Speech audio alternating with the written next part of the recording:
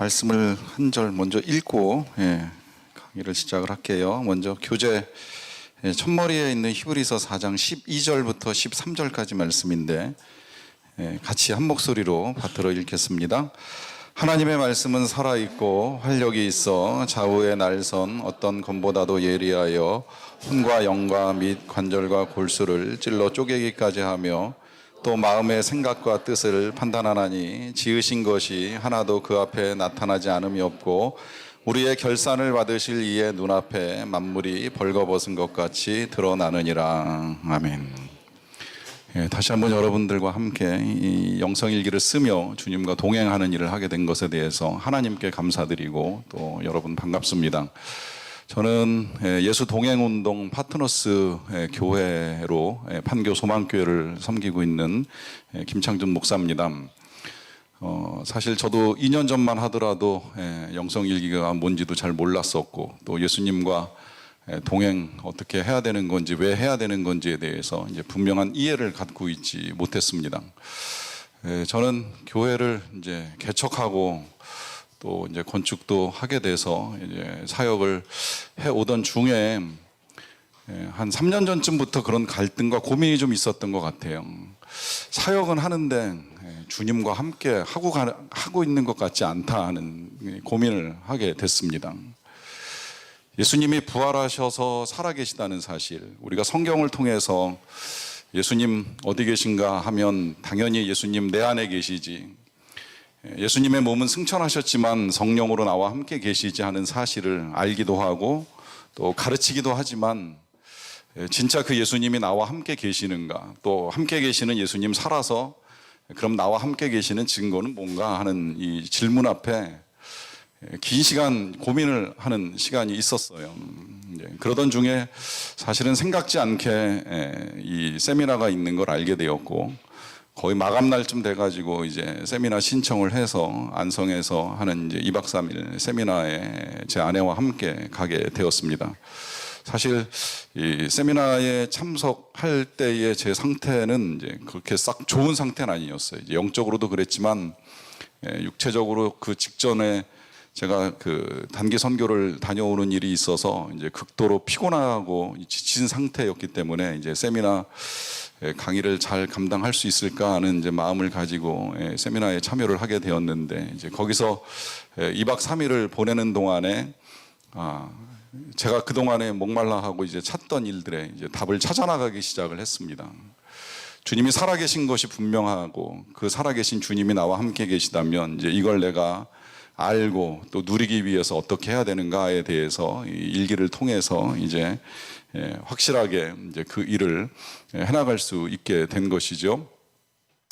그런데 이 일이 이 교회로 와서 이제 성도들과 함께 나누고 이제 또 교역자들과도 함께 나누면서 병행해 나가는 과정 중에 쉽지 않다는 생각을 하게 돼요. 사실 이 일이 가장 잘 부딪히는 문제는 우리가 예수님과 함께 동행한다라고 하는 것이 어떻게 보면 되게 신비한 일이거든요. 그리고 실제로 이제 지나치게 그 일로 인해서 이 신부지에 빠지는 사람들도 종종 있잖아요. 우리가 왜 목회하면서 때때로 목사님들을 힘들게 하는 성도 중에 이제 그런 분들 만날 때 있잖아요. 정말 주님과 실제적 동행을 하는 것처럼 말하는 사람, 왜 내가 주님께 들어봤더니요 이제 이러면서 다가오시는 분들 있잖아요. 또 내가 주님을 봤는데요 이제 이러면서 말씀하시는 분들. 사실은 제가 그 목회를 하면서 때때로 가끔 힘들다는 생각이 드는 건 가장 하나님과 깊은 교제 속에 있는 저희 장모님하고 이제 만날 때입니다. 저희 장모님은 영성일기를 배우시지는 않으셨어요. 그런데 이제 늘 기도를 많이 하시고 또 말씀을 워낙 많이 보시다 보니까 실제로 정말 주님이 말씀하시는 것을 듣는 일도 많고 보는 일도 많아요. 꿈과 환상을 통해서도 많이 보시고, 제가 교회를 개척하기 전에도 뭐 수십 가지의 환상을 보셨고 그걸 기록해 놓으셨고 그대로 되어 가는 이제 일들을 말씀해 주시니까 이제 그 말씀을 하실 때 이제 듣는 입장에서는 뭐 믿음도 가지지만 또 어떤 것들은 성경에 비추어 볼 때 이제 아닌 것 같은 일들이 있어서 이제 그 부분들이 이제 조금 힘들 때가 있어요. 그래서 이제 제가 그건 아니지요라고 하는 말씀을 드리면서 이제 뭐 설득을 해드리면 뭐 이제 쉽게 제 뜻을 받아들이시기는 합니다만은, 때때로 정말 성도들 중에 목사님 제가 봤는데요, 제가 들었는데요 하는 이제 분들이 계시면 이게 이제 어려운 문제가 되거든요.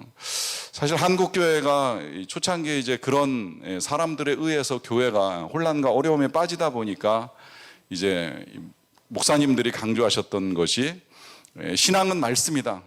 말씀 중심으로 살아야 된다. 말씀 봐야 된다. 또 말씀을 들어야 된다라고 하면서 말씀을 강조하는 일들이 있었습니다. 뭐 그건 틀리지 않다고 저도 생각을 하고요. 그런데 이제 그러다 보니까 그 다음에 이제 생겨나는 문제가 뭐냐면, 성도들이 그야말로 하나님의 말씀을 봐야 되는데 말씀을 전하시는 목사님만 바라보고 있는 거예요. 그래서 마치 목사님이 예수님처럼 착각을 하는 일도 있고, 목사님만 섬기면 주님과 동행하고 있고, 교회 와서 예배만 잘 드리면 그것으로 나는 신앙생활을 잘 하고 있다라고 하는 이제 착각을 하는 일도 일어나게 되는 거죠. 영성일기를 쓰면서 주님과 동행하자라고 하는 건 절대 그 어느 한쪽에 치우치자라고 하는 것이 아니지요. 말씀만 가지고 신앙생활을 하자는 것도 아니고, 정말 신비하게 주님이 나에게 뭐라고 말씀하시는지 보고 듣는 것만 가지고 신앙생활을 하자 하는 건 이제 절대 아니라고 하는 것입니다. 아니, 오히려 이 영성일기를 쓰면서 주님과 동행하는 것은 말씀과 함께 주님과 동행하는 일을 이제 이루어 가자는 것이고, 이제 그런 의미에서 이 큐티와 함께하는 영성일기는 이제 아주 중요한 내용이 될 수 있을 것인데요. 이걸 제가 강의를 하면서 여러분들에게 중요하다라고 말씀을 드리는 건 이제 성경적 근거를 가지고 말씀을 드리는 거예요. 저는 그 주님과 동행이라고 하는 이 표현이 뭐 여러 가지로 해석이 될 수 있다고 생각을 하는데, 성경적인 표현을 가지고 다르게 사용하자면 이제 그걸 저는 성령의 충만함이라고 표현합니다. 주님과 동행하는 사람이 성령이 충만하지 않은 건 있을 수 없는 일이잖아요. 그러니까 주님과 동행은 결국 성령의 충만함과 다를 것이 없는데, 이 성령 충만한 사람의 증거에 대해서 에베소서 5장에서 말씀하고 계시는 것을 다 아시리라고 생각을 합니다.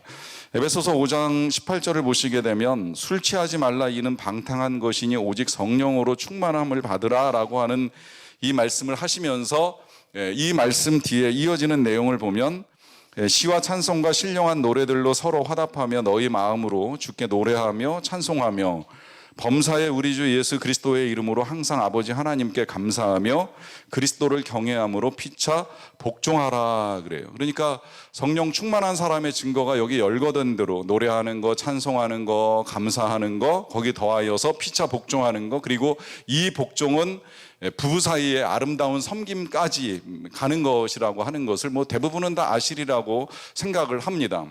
그러니까 이 말씀에 비추어서 우리가 정말 주님과 동행하면 똑같은 현상이 나타나게 되어 있는 거예요. 주님과 동행하면 정말 저절로 노래 나오고 찬송 나오고 범사에 감사할 수 있고 복종할 수 있는데, 그 복종은 아내에게, 남편에게, 뭐 누구에게라도 능히 그리스도 예수의 이름으로 복종하는 것이 하나도 이제 어려울 것이 없는 그런 삶으로 이루어지는 것이지요.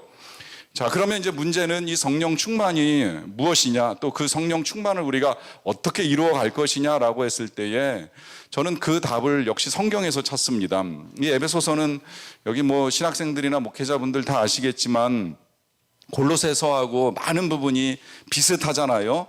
둘 중에 어느 거 하나 먼저 쓰고 나중에 또 한 군데 이제 에베소나 골로새로 편지를 보내면서 사도 바울이 이 내용을 느렸거나 혹은 줄였을 가능성이 많다, 이제 통상적으로 그렇게 보는데, 그 생각을 가지고 이 골로새서를 읽어 나가게 되면 정말 비슷한 내용이 많고, 그 비슷한 내용 중에 이 부분에 조금 다르게 표현된 거 있는 거 아실 거예요. 골로새서 3장 16절부터 18절을 보시게 되면, 그리스도의 말씀이 너희 속에 풍성히 거하여 모든 지혜로 피차 가르치며 권면하고 시와 찬송과 신령한 노래를 부르며 감사하는 마음으로 하나님을 찬양한다 그래요.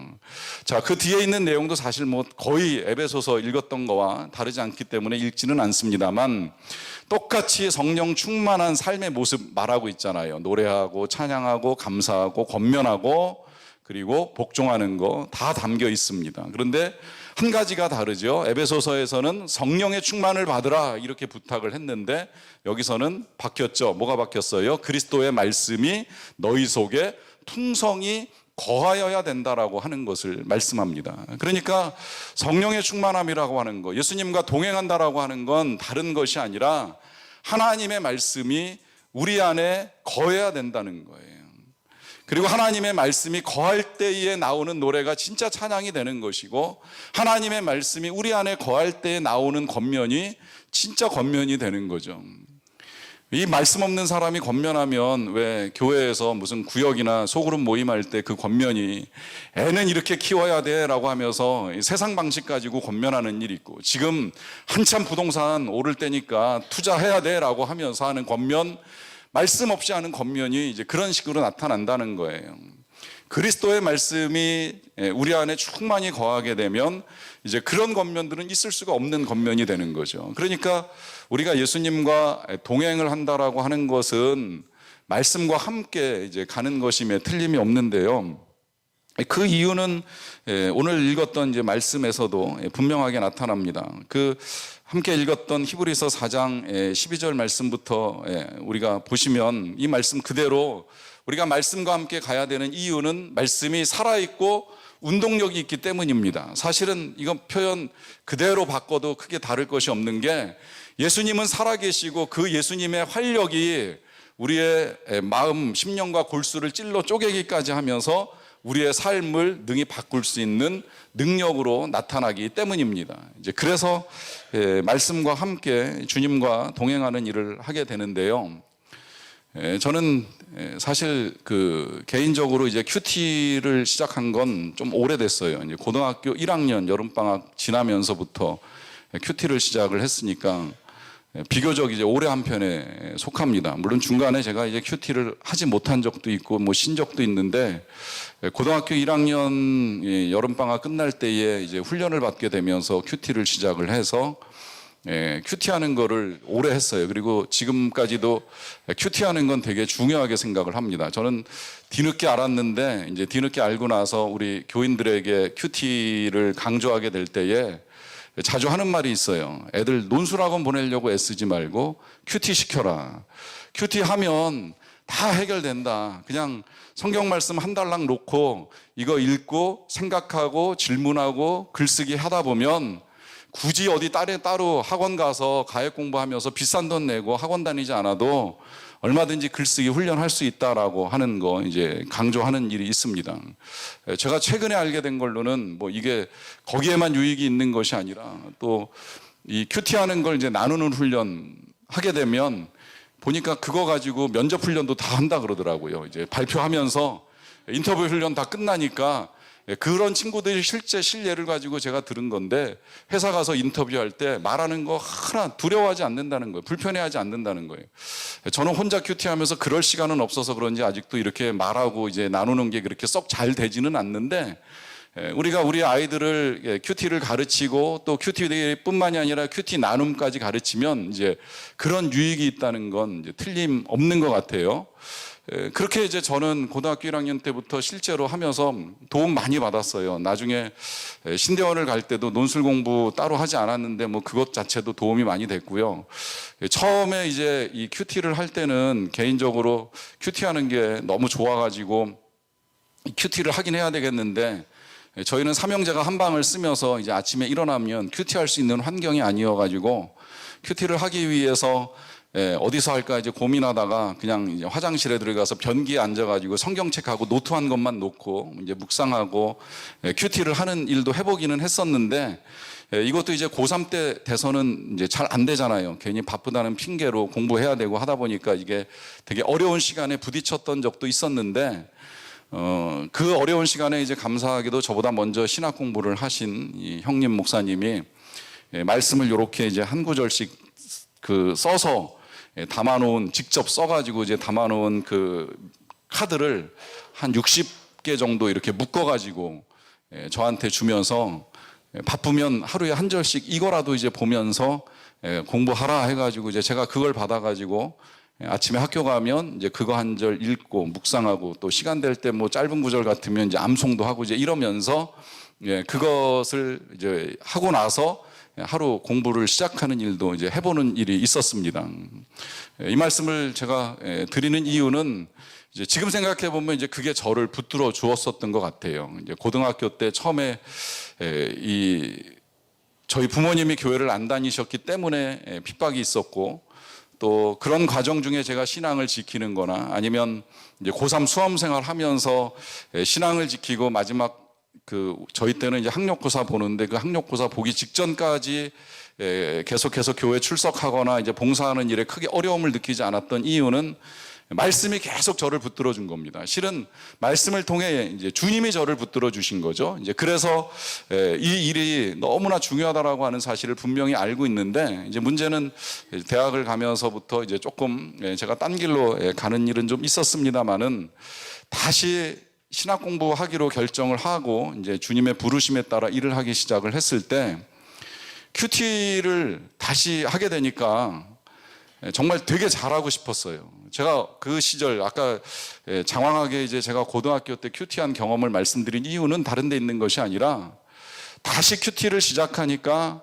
진짜 이 큐티를 잘하고 싶다는 마음이 들더라고요. 어떻게 하면 큐티를 잘할 수 있을까? 실은 이제 신학교 다니는 동안에는 여기 온누리교회 와본 적도 있고 두란노 서원에 가서도 큐티와 관련된 세미나 여러 번 찾아다니면서 들었습니다. 그리고 신학교 처음에 딱 입학하니까 교수님이 목회 실습에서 제일 먼저 가르쳐 준 것이 하나님 말씀 묵상하는 것부터 가르쳐 주셔가지고 이제 그거 배우고 들으면서 어떻게든 큐티를 잘할까에 초점을 맞추고 굉장히 애를 썼던 기억을 가지고 있어요. 그래서 배운 대로 하기 위해서 왜 큐티 배우다 보면 마지막에 꼭 강조하는 게 적용을 잘해야 된다. 뭐 적용하기 위해서는 3P가 필요하다. 뭐 프랙티컬 해야 된다. 파서블 해야 된다. 또 뭐죠? 퍼스널 해야 된다. 이제 이러면서 개인적이고 실제적이고 가능한 적용을 찾아야 된다 해가지고 거기에 몰두해서 하나님의 말씀을 듣기 위해서 굉장히 애를 썼던 적도 있어요.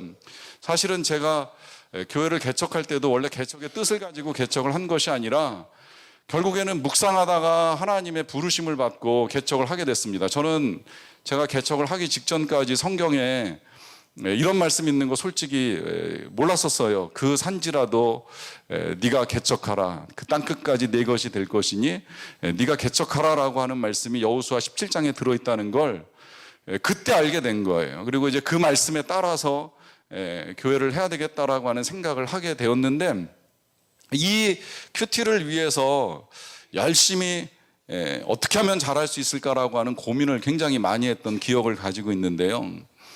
그러던 중에 이제 제가 2005년에 BDTS라고 하는 훈련을 받게 됐습니다. 아시겠지만 이제 YM 예수전도단에서 이 훈련은 평신도들을 대상으로 한 훈련이에요. 그러니까 말하자면 제가 당시에 이미 안수도 받고 목회도 하고 있었지만 그야말로 이제 계급장 다 떼고 평신도들하고 함께 앉아가지고 주말에 이 직장인들을 대상으로 하는 이제 훈련을 9달 동안 받게 된 거예요. 그래서 금요일 저녁 3시간, 이제 토요일 오후 한 6시간, 7시간 정도 가서 이렇게 훈련을 받는데 그 훈련을 받는 중에 제가 제일 많이 관심을 기울였던 건 하나님의 음성을 듣는 것과 큐티였어요. 이게 이제 한 주간씩의 이제 강의였는데 더더군다나 감사하게도 제가 묵상을 배울 때 오셨던 강사 목사님이 오대원 목사님이십니다. 이제 이분이 직접 그 훈련장에 오셔서 묵상 어떻게 하는가 하는 이제 강의해 주시는 일이 있었어요.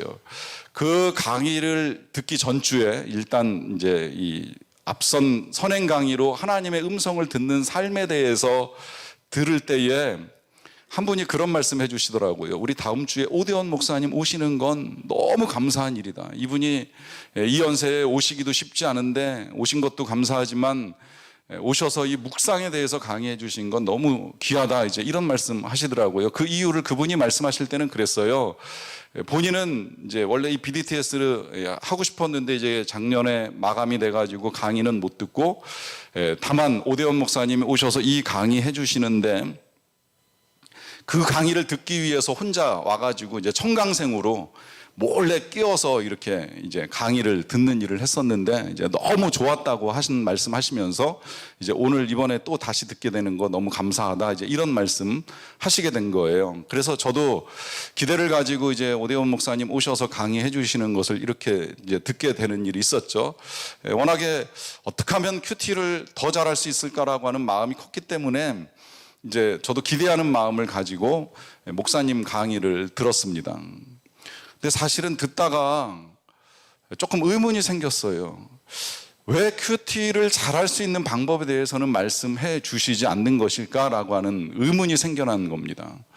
오대원 목사님께서 말씀을 계속 해 주시기는 하시는데 뭔가 그 안에는 큐티를 잘 할 수 있을 것만 같은 방법을 제시해 주시는 것이 아니라 전혀 생각지 아니한 말씀을 해 주시는 거예요. 그런데 말씀을 듣고 이제 말씀하신 내용을 다 기록을 해놨었기 때문에 그 듣고 기록한 내용들을 가지고 다시 들여다보고 또 마침 이제 그해 오대원 목사님 직접 쓰신 묵상하는 그리스도인이라고 하는 책이 출간되면서 그 책을 통해서 이제 다시 한번 보면서 제가 큐티에 대한 이해를 새롭게 하게 되었는데요. 그 큐티에 대한 이해를 새롭게 하게 된 말씀이 오늘 우리 김승혜 목사님도 초반에 말씀해 주셨지만 그 시편 18편의 말씀, 시편 16편의 말씀입니다. 제가 다시 한번 읽어드릴게요. 내가 여호와를 항상 내 앞에 모심이여 그가 나의 오른쪽에 계심으로 내가 흔들리지 아니하리로다. 이러므로 나의 마음이 기쁘고 나의 영도 즐거워하며 내 육체도 안전히 살리니 이는 주께서 내 영혼을 수월에 버리지 아니하시며 주의 거룩한 자를 멸망시키지 않으실 것임이니이다. 그래요. 여기 이 말씀 아마 강의 중에 들으셨는지 모르겠습니다만은 이 말씀 내가 항상 여호와를 내 앞에 모심이요 그가 나의 오른쪽에 계시게 하는 이 일이 큐티라는 거예요. 제가 배운 큐티 마지막으로 이게 진짜 큐티구나라고 배운 건 바로 이것이었습니다. 하나님을 내 앞에 모시고 예수님을 내 오른쪽에 모시는 일이었어요. 이건 묵상을 하기 위해서 성경을 펴는 것도 중요하지만 성경을 펴면서 하나님과 마주 앉는 일이 큐티고 그 하나님을 또 때로는 마치 과외 선생처럼 옆에 모시고 그 하나님께서 말씀해 주시고 하나님께서 가르쳐 주시는 대로 듣는 거, 성경을 보는 거, 그 본대로 행하는 거, 이것이 큐티라는 사실을 알게 된 것입니다. 그래서 큐티를 새롭게 이해하고 이제 그 다음부터는 하나님의 말씀을 열고 묵상을 하기 전에 제일 먼저 하는 일이 어떻게 하면 하나님을 제 앞에 모시고 말씀을 들을까? 어떻게 하면 하나님을 제 옆에 모시고 말씀을 들을까 하는 이제 일을 하게 된 것입니다. 사실 그렇다고 해서 제가 매일같이 큐티할 때마다 아침에 하나님 앞에 계시지요. 예수님 오늘은 옆에서 좀 가르쳐 주세요. 이러고서 큐티를 하지는 못해요. 저는 묵상이 중요한 줄 알고 있었기 때문에 이제 교회를 개척하면서 뭐 교인 수가 많지는 않지만 교인들과 함께 이 묵상을 하기 위해 우리 교회가 자체적으로 개발한 이제 묵상 교재를 만들어서 직접 묵상을 이제 하는 일을 같이 시작을 했습니다. 그러니까 그 전까지는 오랫동안 생명의 삶을 가지고 묵상을 하는 일도 있었고요. 이제 그러다가 그 DTS 훈련을 받으면서는 그냥 성경 본문만 가지고 이제 묵상을 하는 일을 했었고, 그러고 난 다음에 이제 교회를 시작을 하면서는 교재를 만들어서 이 교인들과 함께 그 교재를 가지고 이제 묵상을 하는 일을 했는데, 뭐 교재라고 해봐야 사실은 어떤 해설이나 뭐 특별한 내용이 들어가 있는 것이 아니라 그냥 성경 본문과 그 본문에서 묵상할 수 있는 질문 한 서너 가지 이제 그걸 가지고 묵상을 할 수 있도록 도와주는 작업을 한 거예요. 그리고 그 묵상 교재를 만들 때의 묵상 교재의 제목이 새벽 기도와 함께하는 말씀 묵상, 이제 이렇게 제목을 붙였습니다. 그러니까 그냥 성경 말씀을 읽고 묵상을 하든지 아니면 그게 어려우면 새벽 기도에서 1차 이제 저나 뭐 다른 목사님들이 해설을 해주니까 해설된 말씀을 듣고 큐티를 하든지 새벽 기도와 함께 묵상을 하자 하는 취지에서 새벽 기도와 함께하는 말씀 묵상 이제 이런 교재를 만들어서 지금까지 이제 계속 같이 묵상하는 일을 돕고 있는데요. 이제 이게 중간에 제목이 이제 2번 바뀌었어요. 한 번 바뀌는 건 처음에 그렇게 가다가 그 편집을 도와주는 집사님께서 제목 한번 바꾸시죠 해가지고 새벽을 깨우는 말씀 묵상 이제 이렇게 바꿔가지고서 이제 이 책이 나갔던 적이 있었고요. 그러다가 제가 앞서 말씀드린 이제 그런 고민에 빠진 거예요. 묵상은 멈추지 않는데 제 안에 예수님이 계시는지 아니 계시는지에 대한 이제 확인이 안 되다 보니까 이거 어떻게 할까 하는 고민 가운데 있을 때 이제 하나님께서 이 세미나 자리에 저도 불러주셔가지고 세미나 하는 동안에 어떻게 주님과 동행하는지 이제 방법을 찾게 된 것이지요. 이제 그러면서 저희 교회에서 이제 발간하는 이 묵상 교재의 제목을 한 번 더 바꾼 것이 지금 이제 이겁니다. 보시는 대로 말씀과 주님과 행복한 동행 그래서 제목을 바꾸고 이제 내용을 조금 이제 바꿨어요. 그러니까 내용은 말씀 물론 이 안에도 이제 보시면 말씀 그대로 이제 들어갑니다. 그러나 이제 이 빈 공란에는 묵상한 내용을 기록할 수도 있지만 이제 우리가 영성일기를 쓰는 데에 있어서 필요한 5가지의 질문들을 이제 보면서 이 내용을 뭐 일기를 쓰든 묵상으로 쓰든 이제 중요한 건 말씀과 주님과 행복한 동행을 하도록 이제 도와드리는 작업을 병행해 오고 있는 거예요. 그렇게 하는 이유는 말씀드린 대로 우리가 주님과 동행한다라고 하는 것이 말씀과 무관한 일이 전혀 아니기 때문입니다. 아니 오히려 우리는 말씀을 통해서 정말 주님께서 우리에게 말씀하시고 계시는 것이 무엇인지를 정확하게 들어야 하기 때문입니다. 실은 제가 이제 교회 다니시지 아니하시는 부모님 밑에서 성장을 하면서 어린 나이에 비교적 뭐 저 생각엔 그래요. 비교적 어린 나이에 말씀 묵상을 빨리 시작하게 된 데에는 이유가 한 가지 있었어요. 이제 그건 그 해 여름 고등학교 1학년 여름에 이제 수련회를 가가지고 이 수련회 하는 동안에 이제 저희 때는 그랬어요. 매 그 수련회 때 밥을 먹으려고 하면 하나님 말씀 외워야 되잖아요. 암송해야 밥 주잖아요. 그러니까 밥 먹기 위해서라도 어쨌든 하나님 말씀을 외워야 되는 일들이 있어요. 배는 고프고 하다 보니까 어쨌든 빨리 외워서 밥을 얻어먹는 일들은 있었는데 그때 외웠던 말씀이 저는 그게 살아있는 하나님의 음성인 줄을 모르고 있었어요. 그런데 이제 수련회를 갔다 와서 한 몇 주 지나고 난 다음에 저를 지도해 주셨던 선생님 중에 한 분이 수련회가 끝나고 개학하기 전에 이제 부르셔서 이제 제안을 하시는 거예요. 주일마다 오후 2시부터 5시까지 제자 훈련을 하자 그러시는 거예요. 안 그래도 부모님이 교회를 안 다니시면서 제가 교회 가는 것도 싫어하지만 오후에 늦게 오는 것도 싫어하시는데 오후 2시부터 5시까지 훈련을 하자 하시면 집에서 쫓겨나라는 말씀과 전혀 다를 것이 없는데 이거 어찌하나 이제 이런 고민이 생기는 거죠. 근데 선생님이 뭐 지금 당장 결정 안 해도 되니까 기도실에 가서 기도해보고 나중에 나한테 얘기해줘 이렇게 말씀하셨기 때문에 이제 그 말씀 듣고 이제 교회 기도실에 실제로 들어가서 기도하는 일이 있었어요. 그러고 기도하던 중에 기도하다가 갑자기 그 수련회에서 밥 먹기 위해서 외웠던 말씀이 생각났습니다. 사도 바울 말씀입니다. 사도행전 20장에 나오는 말씀이에요. 나의 달려갈 길과 주 예수께 받은 사명 곧 하나님의 은혜의 복음을 증거하는 일을 마치려 하면은 나의 생명을 조금도 귀한 것으로 여기지 아니하노라. 저한테는 그 말씀이 생생하게 들려오는 주님의 음성이었어요. 네가 나와 함께 달려가는데 네 생명 잃는 것을 두려워하겠느냐라고 하는 주님의 음성으로 이 말씀이 들려오면서 저는 고민하지 않았습니다. 부모님하고 의논하지도 않았습니다. 그리고 어떤 일이 생길지도 몰랐습니다. 겁도 많고 두려움도 많았던 사람이지만 주님이 이렇게 말씀하시는 거 믿고 선생님께 가서 해보겠습니다라고 말씀드리고 이제 훈련을 시작한 것이 제가 이제 큐티를 처음 이제 하게 된 이제 출발점이 된 것인데요. 사실은 그래서 저는 묵상도 중요하게 생각하지만 말씀을 암송하는 것 또한 우리가 필요한 일이다라고 하는 생각을 이제 많이 하고 있습니다. 그래서 묵상도 하고 암송도 하는 것이 이제 우리가 예수님과 동행하는 일에 있어서 필요한 것이다라고 하는 생각을 많이 했었는데, 이게 아시겠지만 뭐 나이가 들어가면서 외우는 걸 한다는 건 굉장히 어려운 일이잖아요.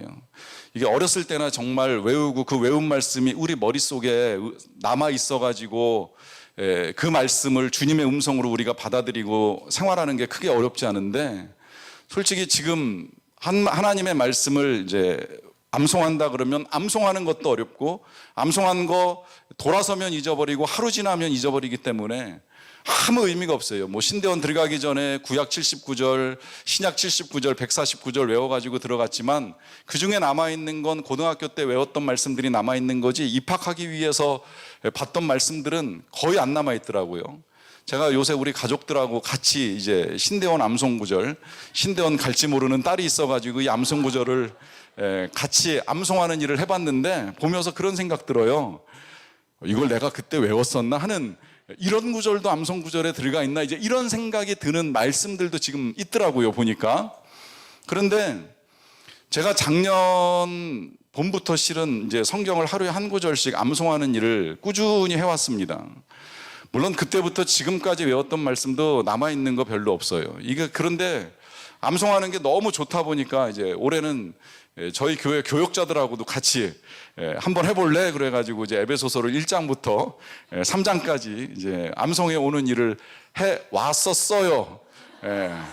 물론 오다가 중간에 힘들어서 이제 못하신 분들이 계시기는 하지만, 이제 3장을 에베소서를 3장까지 외우고 이제 4장으로 넘어가는 일이 있기는 있었는데, 그런데 감사한 건 뭐냐면 여전히 주님의 음성은 암송한 말씀을 통해서 생생하게 제 귀에 들리는 거예요. 저는 목회를 하면서 하나님의 은혜 가운데 평안하게 목회를 하고 있습니다마는, 뭐 어쩌다 정말 마음을 힘들게 하는 분 한 분 정도 이렇게 만나게 됐을 때에 놀랍게도 제가 작년에 외웠던 말씀 다 잊어버렸다라고 생각했던 그 말씀이 제 머릿속에서 제 마음을 울려주는 거예요. 누가 누구에게 불만이 있거든 서로 용서하고 피차 용납하되 주께서 너희를 용서하신 것 같이 너희도 그리하고 하는 말씀 속에서, 너에게 불만이 있거든 내가 너를 용서한 것 같이 너도 용서해야 되지 않겠느냐라고 하는 주님의 생생한 음성을 들으면서 제 마음을 다시 돌이키고 주님으로 제 삶의 방향을 이제 바꾸는 일이 일어납니다. 사실 이제 그런 식으로 제가 이제 오늘도 아침에 여기 오기 전에 묵상한 말씀 주님이 나누라고 하셔서 여러분들하고 나누고 싶은데요. 저는 지금 창세기를 교인들과 함께 보고 있는데, 이 창세기에서 야곱이 이 라반과 함께 거하다가 이제 때가 이르러서 라반의 집을 떠나게 될 때에 하는 말씀입니다. 내 발이 이르는 곳마다 여호와께서 외삼촌에게 복을 주셨나이다 그래요. 오늘 하나님이 저에게 주신 말씀은 이 말씀이에요. 내 발이 이르는 곳마다 여호와께서 외삼촌에게 복을 주셨나이다. 그러니까 이제 라반이 그럼 내가 너에게 무엇을 해줄까라고 하는 이제 질문을 하는데, 야곱이 내게 아무것도 주시지 않아도 관계 없습니다라고 하면서 이제 이야기를 나누는 요 부분에서 하나님이 오늘 말씀해 주셨어요. 그 말씀은 제가 부족하지만 어떻게 여기 와서 여러분들과 함께 큐티와 함께하는 영성일기에 대한 나눔을 할까라고 하는 고민도 컸지만, 그럼에도 불구하고 하나님께서 내 발이 이르는 곳마다 복을 주시겠다라고 하는 이 말씀을 붙들고 여기 이르러서 여러분들과 함께 이 동행의 은혜들을 이제 나눌 수 있게 된다는 것이지요. 이와 같이 하나님의 말씀은 그야말로 살았고 운동력이 있어서 날마다 그 말씀을 피고 하나님께서 우리에게 말씀하시는 것을 마주 앉아 듣고 옆에 앉아 듣고 하는 과정 중에 실제적으로 들려오는 하나님의 음성을 듣습니다. 그러면서 우리는 주님과 동행을 할 수 있습니다. 그런데 이 동행을 해나가는 과정 중에 이제 생각보다 어려운 일들이 있어요. 그건 뭐냐면, 때때로 제가 경험했던 것처럼 늘 큐티는 하지만, 매일같이 묵상을 하지만, 혹은 새벽 기도는 하지만, 정말 주님이 나와 함께 계시는 것을 실제적으로 경험하고 느끼는 일이 쉽지는 않다는 거예요. 이제 그 일에 있어서 한 가지 우리에게 이제 더 필요한 것이 있는데요. 그건 다름이 아니라 그야말로 순종하는 겁니다. 말씀대로 살아보는 겁니다. 특히 이 말씀대로 살기 위해서 필요한 건 내가 말씀을 분석하는 것이 아니라 말씀으로 나를 분석해야 됩니다. 우리가 처음에는 말씀을 듣는 일을 하고 말씀을 통해서 우리의 삶의 방향을 깨닫게 되고 그 방향대로 우리가 나아가는 일을 하는 게 그렇게 어렵지는 않아요. 그런데 시간이 지나면서 우리가 뭐 때로 신학을 공부하고 목회를 하다 보면 자꾸 이제 말씀을 분석하는 습관이 생겨요. 뭐 그 습관 자체가 나쁜 건 아니지만 저는 배우기를 그렇게 배웠어요. 네가 말씀을 분석하기 전에 먼저 말씀으로 너를 분석해라 하는 것을 배웠고, 이제 그러다 보니까 말씀 분석 이전에 필요한 건 이 말씀에 비추어 볼 때 내가 말씀대로 살아가느냐라고 하는 것을 먼저 보는 일이 필요하다라고 하는 것입니다. 여기에 분명한 근거가 있는데요. 예레미야 23장 28절 29절 말씀 보면 이렇게 말씀합니다. 여호와의 말씀이니라. 꿈을 꾼 선지자는 꿈을 말할 것이요 내 말을 받은 자는 성실함으로 내 말을 말할 것이라. 겨가 어찌 알곡과 같겠느냐. 여호와의 말씀이니라. 내 말이 불같지 아니하냐. 바위를 쳐서 부스러뜨리는 방망이 같지 아니하냐라고 하는 말씀을 통해서, 이 말씀을 통해서 우리가 불타야지 정금 같은 우리의 삶이 나오는 것이요, 이 말씀의 방망이로 우리를 쳐서 깨트려야지 우리의 삶에서 알곡이 나올 수 있다라고 하는 사실을 깨닫게 되면, 우리가 말씀을 분석하기 전에 하나님의 말씀으로 나를 먼저 분석할 수 있어야 된다는 거예요. 말씀에 비추어 볼 때 난 어떻게 살고 있는가. 더 나아가서 이제 이 분석을 가장 잘 도와주는 도구가 바로 영성일기입니다. 제가 영성일기를 쓰면서 큐티할 때보다 가장 큰 도움을 받았던 건 큐티할 때 몰랐던 사실인데요. 그것은 내가 그 큐티대로 살았느냐 못 살았느냐를 점검하는 일이 없었다는 거예요. 그야말로 저녁에 내가 어떻게 살았는지, 오늘 아침 내가 하나님께서 주신 말씀대로 어떻게 살았는지를 돌아볼 수 있는 시간이 너무 없었던 거예요. 그런데 일기를 쓰다 보니 아침에 내가 어떤 말씀을 묵상했고 그 말씀에 비추어 오늘 하루를 어떻게 살았는지를 돌아볼 수 있고, 그러다 보니 이 일기가 그냥 단순히 하루를 마감하는 생활일기가 아니라 주님과 함께 살았던 삶의 기록이 되고, 그 삶의 기록을 통해서 이제 더 주님과 동행하는 일들을 이루어 갈 수 있게 되는 것이죠. 그렇기 때문에 큐티와 영성일기는 분리될 수가 없는 거예요. 아니, 들으셨겠지만 이 영성일기는 큐티와 함께 하루의 은혜를 담는 너무나 귀한 그릇이 되는 겁니다. 아니, 어떻게 보면 큐티 한 번 하고 던져버렸던 그 은혜를 저녁에 다시 헤아려 보고 이것을 내 삶의 그릇에 담아냄으로 말미암아 그로 인하여서 내 인생의 잔이 차고 넘치는 풍성한 경험을 하게 되는 것입니다. 이와 같은 경험이 큐티와 함께 말씀대로 순종하면서 살아가는 저와 여러분들의 삶 가운데 충만하기를 간절히 축원합니다.